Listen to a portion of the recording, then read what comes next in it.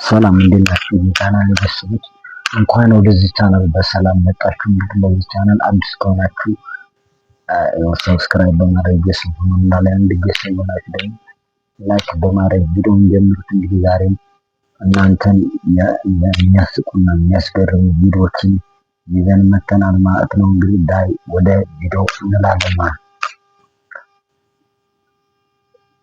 እነዚህ አሁን የምነግራችሁ ነገሮች የሚያናድዷችሁ ከሆነ ADHD ያለባችሁ ማለት ነው። ግን እናንተ ሳትዋሹ ኮሜንት ላይ ስንት እንዳገኛችሁ ትጽፉልኛላችሁ። አንደኛ ምግብ ሲያኝክ ወይንም አብራችሁ ምግብ ሲበላ ድምጽ እያወጣ የሚያኝክ ሰው። እኛ ከፊት ለፊታችሁ ቀስ እያለ እየተንቀራፈፈ የሚራመድ ሰው። ወደ ዋናው ፖይንት ሳይገባ አላስፈላጊ ነገሮችን በጣም ቀስ እያለ እያወራ የሚያዘጋችሁ ሰው።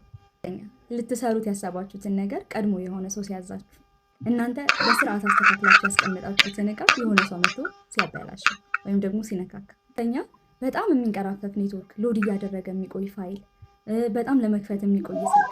ሰባተኛ ዕቃ ያስቀመጣችሁበትን ቦታ ስትረሱ።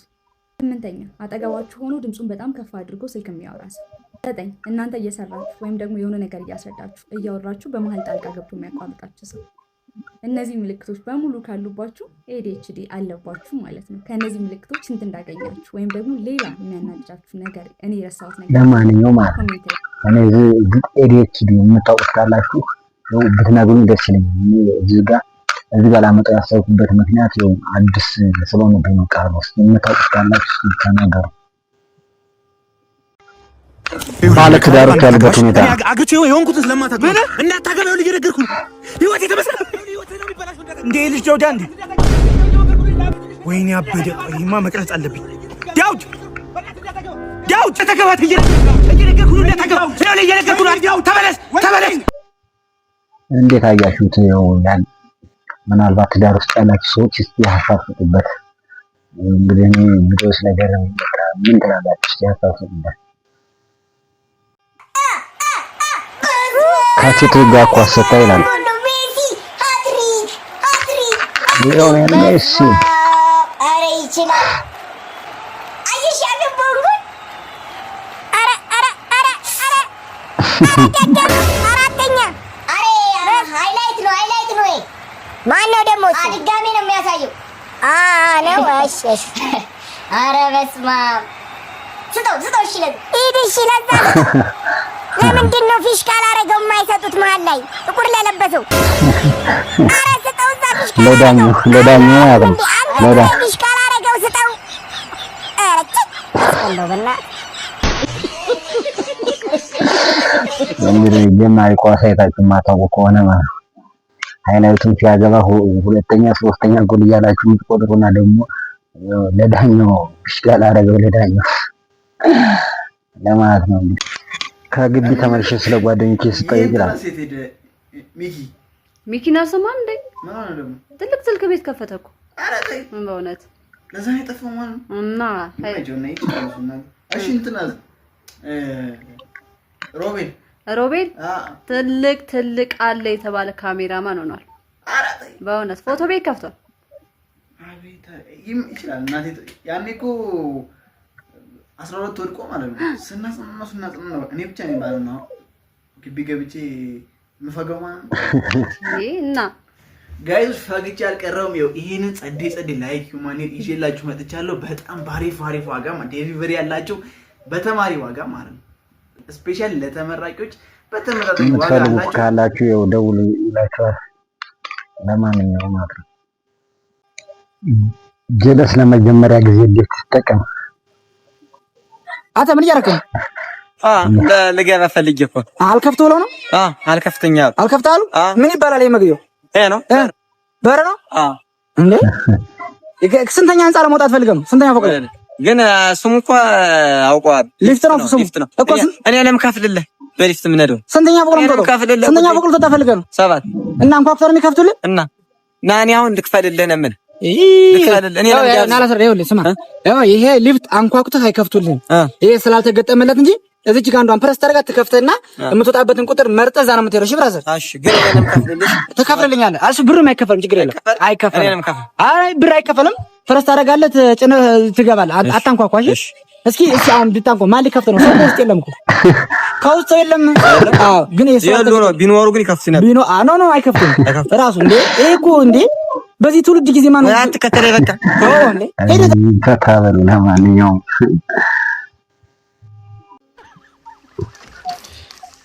የኔ እንኪ መድኃኒት ለራስ ምታትሽ እንደዛ ነገር ብቻ እንዳይሆን። ኦኬ ሆድሽ ነው ለካ ያመመሽ። እንኪ ለወርቅ ቅርጽሽ ፔሪድ ላይ ነሽ ለካ። እንኪ ለፔሪድሽ ማስታገሻ።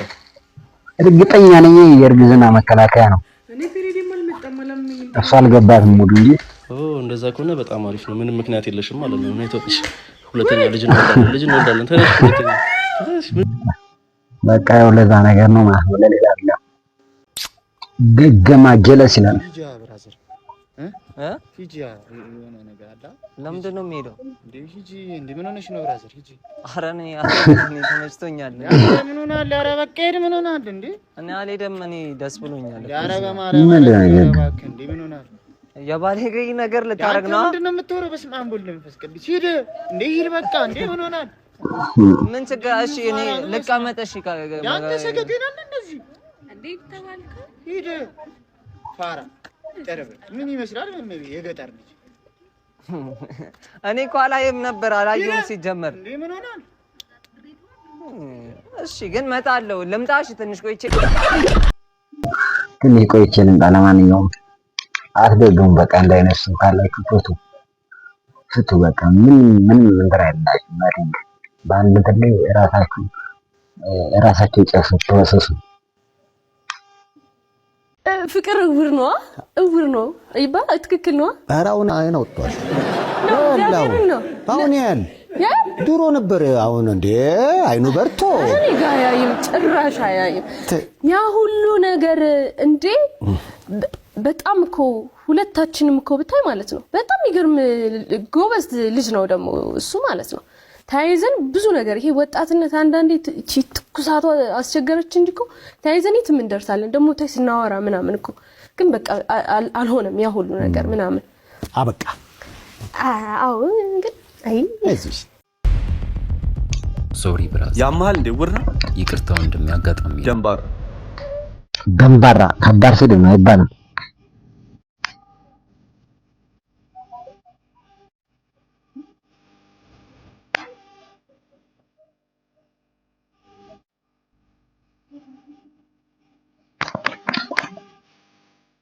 አታውቀኝም አላውቅም። ጉድ ምርጥ ከተፈጠረው አጋጣሚዎችም ለጸብ የሚያበቃ በቂ አይመስለኝም። ይከብዳል። ለሱም ደግሞ ይቅርታ ጠይቄ ነበር። አልፈራም እንጂ ፈሪ በሆነ እንኳን ይሄ ንቀት የቀላቀለው ስድብህ ብቻውን ፍርሃቴን አሸንፌ እንድጣላ ያስገድደኝ ነበር። ግን ደግሞ የሰው ልጅ የጥፋትና የጸጸት መንገድ ሁሉ የሰከንዶች ትዕግስት ማጣት ውጤት ነው ብዬ አምናለሁ። ካልተሞካከርን በቀር ማን እንደሚረታ አናውቅም። ውጤቱ ግን ከእስር ቤት ወይም ከሆስፒታል አያልፍም። ባጭሩ ትርፋችን ድል በሌለበት ሜዳ ላይ ደም መፋሰስ ብቻ ነው። እና ምን ታስባለህ?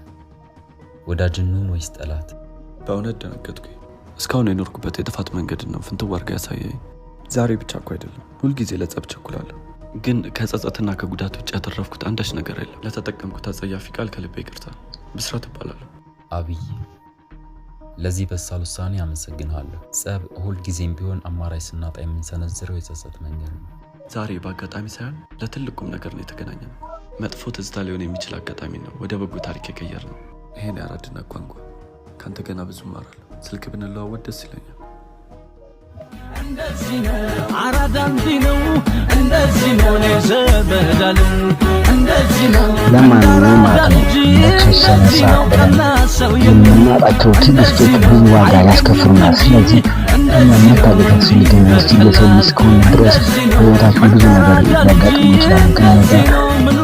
ከሚያጋጥሙ ነገሮች ወደ መጥፎ ጎዳና ስቲል ወደ አናንተቱ ወደሆነ ነገር የሚከቱን እስከሆነ ድረስ ስለዚህ እነዛ ነገሮች ኢግኖር ብናደርግ የተሻለ ነው። ምክንያቱም እነዛ ለተወሰነ ሰዓታት ትዕግስት በማጣት የምንወስናቸው ውሳኔ በጣም ከባድ ሪስክ ውስጥና ከባድ ነገር ውስጥ ሲል ህይወታችንን ጠጠር ውስጥ የሚከቱ ነገሮች ሊሆኑ ስለሚችሉ እነዛ ነገሮች ለተወሰነ ሰዓታት ትዕግስት መስጠትና ነገሮችን በተሻለ ሁኔታ ማስኬድ ያስፈልጋል።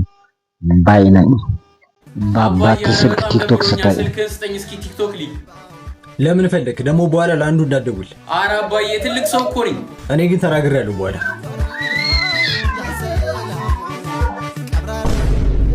ምንድነው ይሄ ሁሉ ብሬትነስ? ወዲያ ማዶ ሄዶ ዲቡን ነቀነቀው ሲወርድ ወረደና ሲመለስ ጨነቀው ይሏል። ከአሜሪካ ጋር ምን ብትደራደር ምን ብትወያይ ዓለምና የጋራ ጉዳዮቻቸው ዙሪያ ከቻይናው ፕሬዚደንት ሺ ጂንፒንግ ጋር ከመጋቢት 30 አባዬ ቆይ ምንድነው የምታየው? ምን ነው ምን ሆነብህ? ዜና ብቻ እኮ ነው የሚመጣው። ድሮም የዘንድሮ ልጅ አምጦ ዋጭ እንዴ የወይዘሮ አስካለች ልጅ ያገባች